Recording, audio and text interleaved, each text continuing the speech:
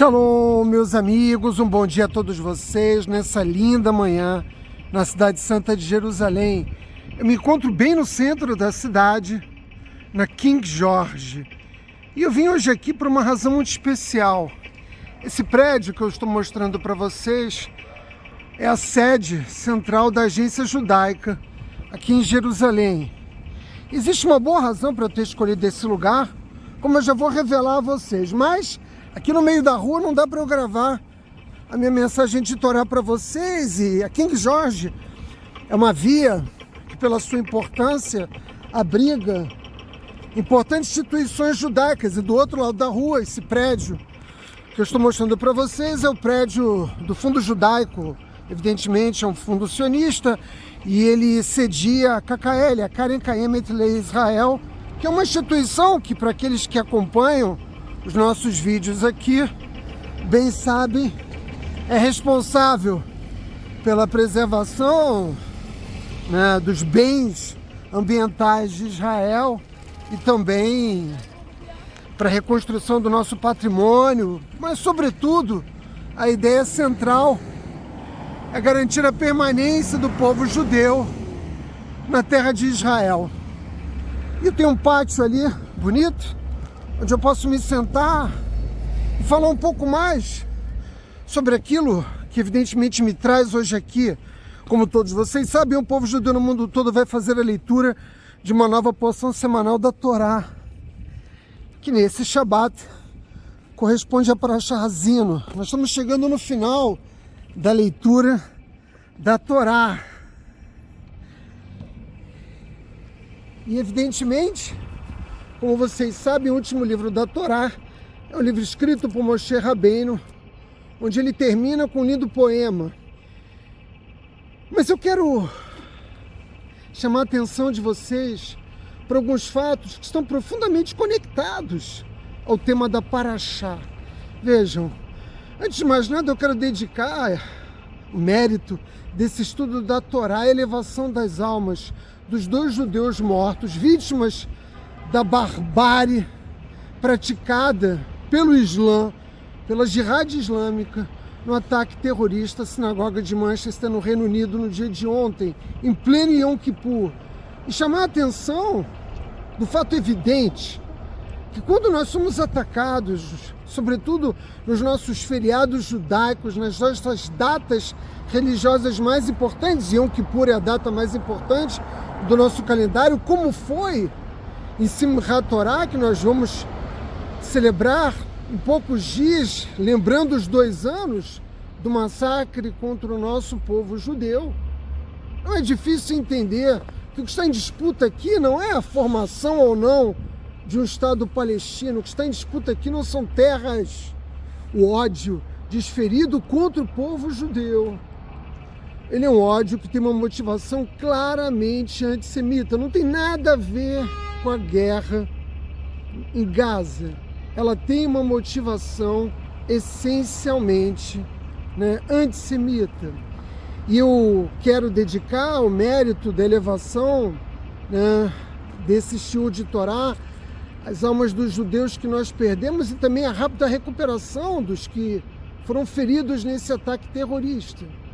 Mas eu quero chamar também a atenção ao fato de que agora a nossa geração pode responder uma pergunta que tem sido feita desde o final da Segunda Guerra Mundial. Como foi possível o Holocausto? Como foi possível que as condições políticas, religiosas, socioeconômicas, filosóficas, militares tenham tornado possível o assassinato de 6 milhões de judeus?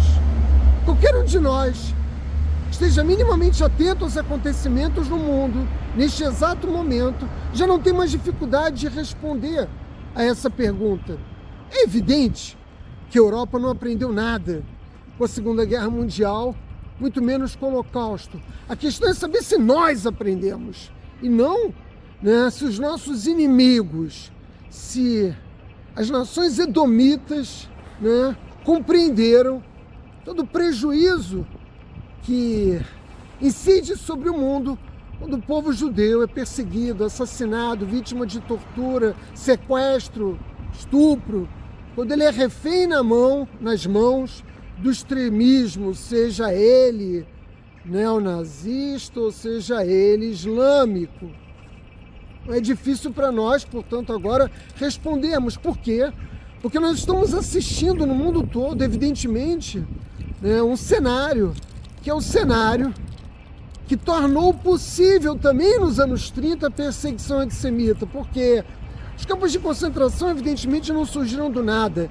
Eles foram o resultado de um processo de acúmulo de ódio disseminado amplamente nas mais diferentes sociedades e camadas sociais contra o povo judeu. É exatamente isso que nós estamos vivendo agora. Todos esses slogans que são ditos e cantados nas manifestações pró-palestinas não tem nada a ver, com a terra controlada pela autoridade palestina na Judéia e Samária ou o território de Gaza. Acho que o atentado de ontem na sinagoga de Manchester desnuda de uma vez por toda a origem desse ódio. Nós travamos uma luta pela sobrevivência do nosso povo. Nós travamos uma luta contra o antissemitismo. Há uma conexão, Átila, entre esse tema e a Parashá Ha'azinu? Evidente que tem. E é por isso que eu quero começar essa mensagem chamando atenção para esses fatos. E onde está essa conexão, Átila? Nas admoestações feitas por Moshe Rabbeinu ao nosso povo. Ele nos diz que, como servos genuínos e sinceros de Deus, podemos, no futuro, nos transformar em rebeldes desdenhosos.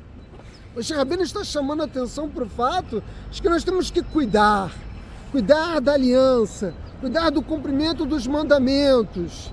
E é óbvio que Moshe Rabbeinu, dentre as diferentes ameaças que podem incidir sobre o povo judeu no futuro, ele chama atenção para o fato do sucesso financeiro ser a maior de todas as ameaças, o perigo mais espinhoso e também de natureza espiritual para todo o nosso povo. Vejam, o povo judeu foi disperso há 2000 anos pela diáspora, mas onde quer que nós fôssemos, e assim foi também no Brasil, nós tivemos êxito. Em tudo que o povo judeu faz, existe uma bênção de Akadosh Baruch Hu, e nós conseguimos progredir.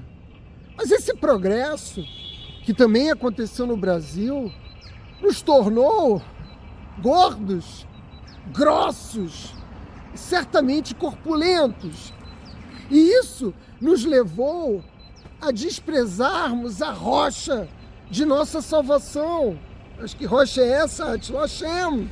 Ou seja, o sucesso material, embora não fosse um problema a priori, as conquistas materiais que o nosso povo teve em toda a diáspora, e não apenas no Brasil, mas em todas as nações por onde o nosso povo foi disperso, não tornou a diáspora um lugar mais seguro para o nosso povo.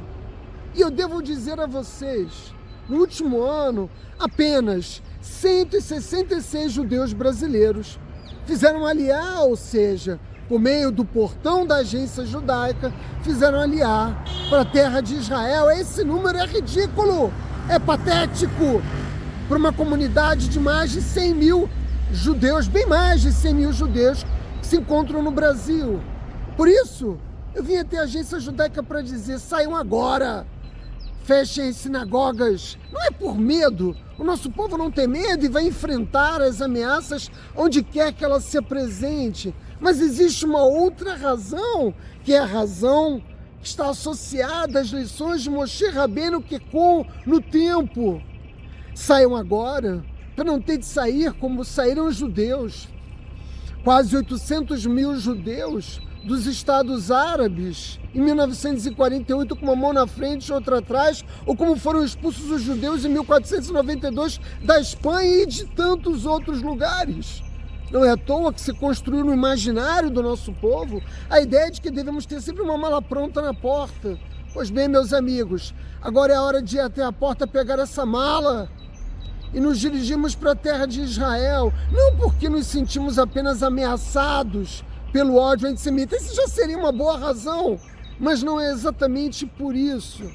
Não se trata, eu quero insistir, de qualquer receio acerca da nossa segurança, porque é preciso que se diga, o judeu temente a Hashem se sente seguro e protegido, seja na terra de Israel ou em qualquer outra parte, mas essa frequente admoestação de Moshe Rabbeinu acerca do sucesso financeiro do nosso povo tem outra motivação. O que ele está nos dizendo é muito simples: nós temos êxito nas nossas atividades profissionais, enriquecemos e depois passamos a acreditar que o êxito que nós tivemos foi o resultado dos nossos esforços, né? Da nossa inteligência, da nossa energia, da nossa capacidade, e não desígnios de Hashem, e não segundo o que é decretado em Rosh Hashanah e Yom Kippur para o nosso povo. Nós temos uma aliança com Deus, e Israel é a nossa pátria. É nossa pátria espiritual. Jerusalém, como tivemos oportunidade de ler inúmeras vezes no Sidur de Yom Kippur, no dia de ontem, é o centro espiritual do nosso povo. Quando o nosso povo não compreende isso, quando falta clareza espiritual para entender, né, que a nossa missão como povo se realiza fundamentalmente aqui na terra de Israel, os nossos inimigos nos lembram disso. Quando o nazismo proibiu os casamentos mistos, quando o nazismo proibiu que os judeus frequentassem instituições universitárias, quando o nazismo proibiu que nós fôssemos servidores públicos, quando o nazismo proibiu, nos embargou, nos impediu do exercício da cidadania alemã, o que Hitler, que sua memória seja apagada, estava fazendo? Transmitindo a mensagem de Deus. É preciso sair da Alemanha, é preciso deixar a diáspora. Vocês, né, judeus, que promoveram literalmente uma corrupção dos valores da Torá, precisam compreender que não estão inseguros em nenhuma parte do mundo. Então a mensagem de Deus foi transmitida ao nosso povo, um decreto pesado pelas mãos de um perverso. E vejam como há um padrão aqui, porque o que o Lula fez recentemente foi muito semelhante, não na mesma escala, mas em essência, quando ele convoca a comunidade judaica para pressionar o governo de Israel. O que ele está dizendo? Vocês não são cidadãos brasileiros, na verdade vocês são judeus, e isso identifica vocês como um povo, né, vinculado à terra de Israel. Ele nem compreende, né, que esse discurso, na verdade, é um discurso que contradita os seus principais argumentos, sobretudo esse que ele fez nas Nações Unidas, dizendo que finalmente foi enterrada a ideia, né, de que o povo judeu é o povo escolhido, ou que nós temos uma preferência, uma precedência sobre a terra de Israel. Vejam como é que a estupidez de um governante é utilizada pelo Criador, né, como uma mensagem clara ao nosso povo. É hora de fazer as malas, é hora de sair, e sair enquanto pode, porque logo não poderá mais. O que aconteceu na sinagoga de Manchester está acontecendo em várias partes do mundo e vai se repetir, e essa realidade vai tomar conta, né, do conjunto das nações, sobretudo nos países em que você tem nitidamente governos, né, que se opõem ao governo de Israel, como na França, como na Espanha, como na Irlanda, como na Bélgica e em tantas outras nações. Há um padrão aqui, e essa rebelião contra Deus, praticada pelos judeus, que engordaram e ficaram corpulentos, pesados com as suas riquezas nos seus países de nascimento, como é o caso dos judeus no Irã, que não deixaram o país, mesmo em condições absurdamente difíceis de viver, porque não queriam abrir mão de suas riquezas, vai gerar, na verdade já está gerando, calamidade contra o nosso povo. E não é o que estamos assistindo. em todas as partes, Hashem está reunindo o nosso povo. Por isso é que nós dizemos, né? Durante as orações, tivemos oportunidade de fazer isso ontem, durante as orações de Yom Kippur, pedimos ao Criador que trouxesse dos confins do mundo os judeus de volta à terra de Israel. Foram palavras vazias? Foram palavras meramente formais? Foi um mero ritual repetitivo de palavras? Ou nós acreditamos nisso? Por quê? Porque a última coisa que nós dizemos na oração de Neilá, que encerra a liturgia de Yom Kippur, é Rabá, Yerushalayim Rabenuyá, ou seja, no ano vindouro, na Jerusalém reconstruída. Não são prédios reconstruídos, é o templo reconstruído. É preciso compreender isso. É uma frase que repetimos há mais de 2000 anos e encerra o anseio maior do povo judeu. Se você não acredita nisso, com todo o seu coração, você é como aqueles 4/5 do povo judeu que decidiram permanecer no Egito e que foram naturalmente mortos e que desapareceram da história do nosso povo. É hora de fazer as malas, é hora de se antecipar aos acontecimentos. Por quê? Porque nós estamos sendo vítimas do antissemitismo nesses países? Não! Eu volto a insistir, não se trata do medo, porque nós queremos receber o ungido de Hashem na terra de Israel, nos portões de Jerusalém ou não. Não é disso que se trata.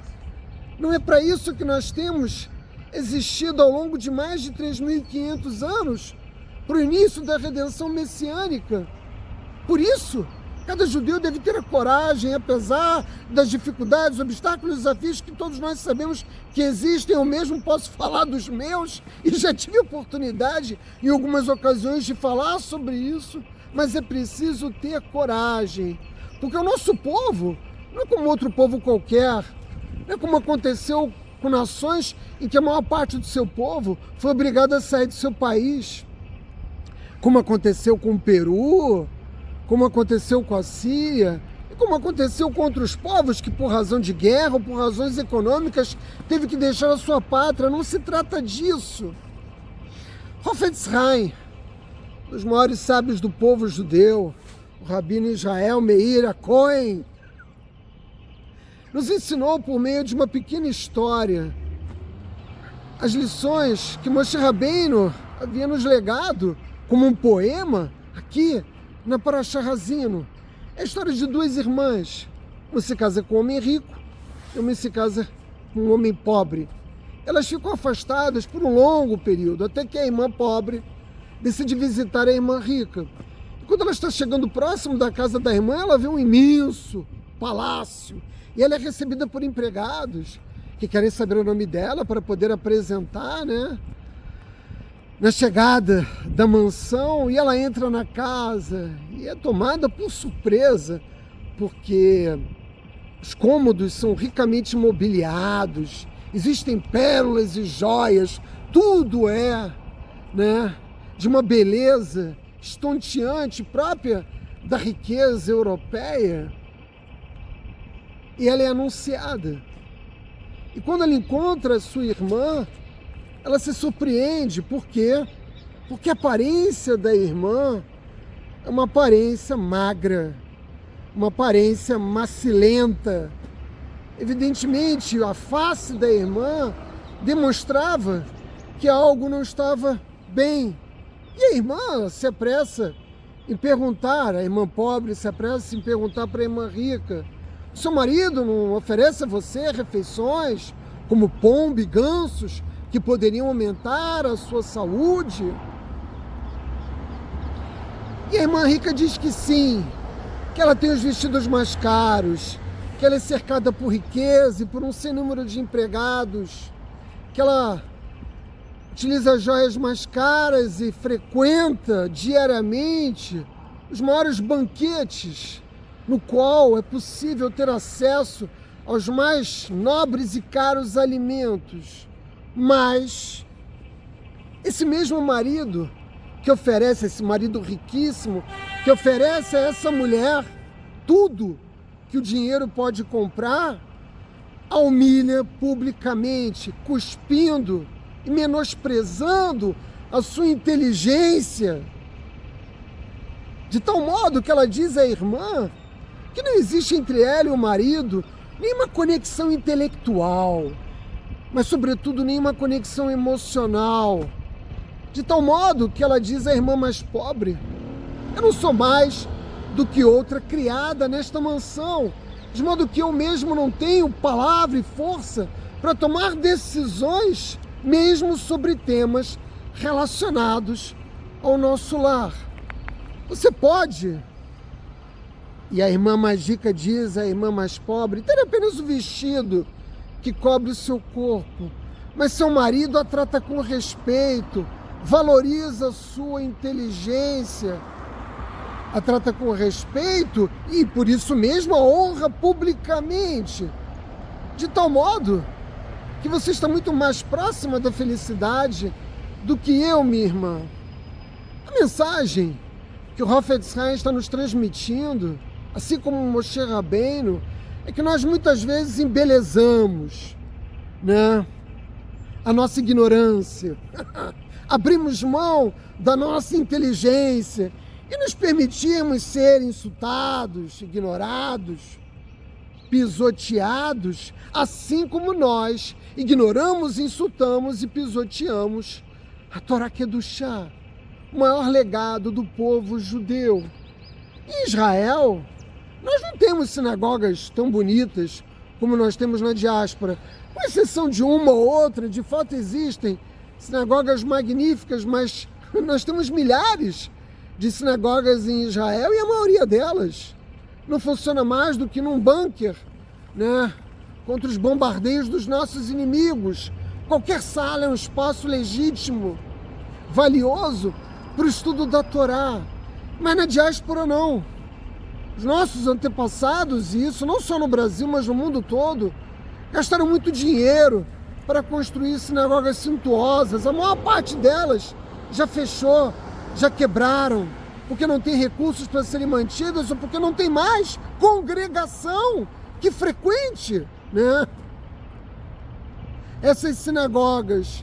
Essa sabedoria tão preciosa da Torá, que é a maior joia de todos os tempos que o povo judeu recebeu e recebeu no Sinai, ela pode ser adornada, como muitos fazem na diáspora, com o Aron HaKodesh, com ouro, com pérolas e com joias, mas o que realmente representa a valorização da Torá é não só o seu estudo, mas uma vida, né, fortemente conectada aos mandamentos divinos. E isso vem se perdendo, e vem se perdendo rapidamente ao longo das décadas na diáspora. No Brasil, o processo de assimilação e de abandono da fé judaica é evidente, ainda que existam alguns bolsões. Existe na França, né, muitos judeus religiosos, existe na Inglaterra, existe na Alemanha, mas eles são, evidentemente, uma fração minoritária da população judaica que vive nesses países. E apesar, vejam que curioso, de nós pertencemos à geração que tem, ou seja, que pode ser qualificada como a mais rica de toda a história judaica. Vejam que as descrições do Talmud nos falam o que fazer quando nós não tivéssemos óleo suficiente para acender as nossas Hanukiot em Hanukkah. Hoje isso não está posto. Nenhum judeu em qualquer parte do mundo tem dificuldade de obter óleo para acender uma Hanukiah, ou de conseguir vinho para um kiddush de Shabbat, ou pão, as halot, para um kiddush de Shabbat. Por isso eu afirmo que a nossa geração é a geração mais rica de toda a história do povo judeu, mas ela não é a mais temente a Hashem. ela não é a mais dedicada ao serviço divino, embora cresça rapidamente o número de judeus que abraça a Torá, estuda, que se vincula a Yeshivot, que frequentam suas congregações, sobretudo depois do 7 de outubro, nós tivemos um enorme crescimento, mas apenas 166 judeus brasileiros fizeram aliar. E esse quadro não é muito diferente na maior parte dos países do mundo, proporcionalmente, é claro, com exceção daqueles em que o antissemitismo se tornou insuportável, como é o caso da França, que vem, de fato, tendo, né, um número bastante significativo de judeus fazendo aliar. Ou seja, agora, simplesmente não é mais possível andar pelas ruas de Paris com uma Magen David, com uma kippá. Agora, nossa comunidade começa a deixar em massa a França. Ora, bastaria olharmos para o que está tendo lugar na Europa para, racionalmente, se não pelas razões da própria Torá que instilam cada judeu a ter a coragem de fazer a sua aliança, de subir para a terra de Israel. Bastaria racionalmente, logicamente, reconhecer o que está tendo lugar no mundo. O cenário que permitiu os horrores do Holocausto está sendo desenhado novamente e judeus estão sendo mortos nos Estados Unidos, na Austrália, no Reino Unido, como nós vimos ontem, e em várias outras partes do mundo. A espiritualidade, meus amigos, não pode ser comprada. Não importa se novas sinagogas são criadas no Brasil ou em qualquer parte do mundo. Eu não sei o que tem na cabeça judeus que ainda se empenham para a criação de novas sinagogas na diáspora. Não importa que a Bimá seja linda e que o Arona Kodesh seja decorado com ouro e que tenha um Razan que cante maravilhosamente. Nós estamos adornando um palácio morto. Cada judeu deve ter a coragem de tomar a decisão que vai precipitar a redenção messiânica no mundo. Deus está estendendo a sua mão para o nosso povo. Será que isso não é evidente? Será que as mensagens que chegam por meio do antissemitismo de líderes como Macron, como Lula e tantos outros, não é evidente? Se nós sabemos que todo líder, que todo governante de qualquer nação que seja é escolhido por Hashem, é evidente que essas escolhas que foram tomadas por meio de decretos nos céus colocaram nos governos, à frente desses governos, líderes que iam transmitir a mensagem de Deus. Nós precisamos entender o que Deus está nos dizendo, que é hora de partir, e Ele está estendendo a nossa mão. Agora, cabe a cada um de nós ter a coragem de deixar o Egito e atravessar o Mar Vermelho em direção à terra do leite e do mel, meus amigos. Shabbat Shalom.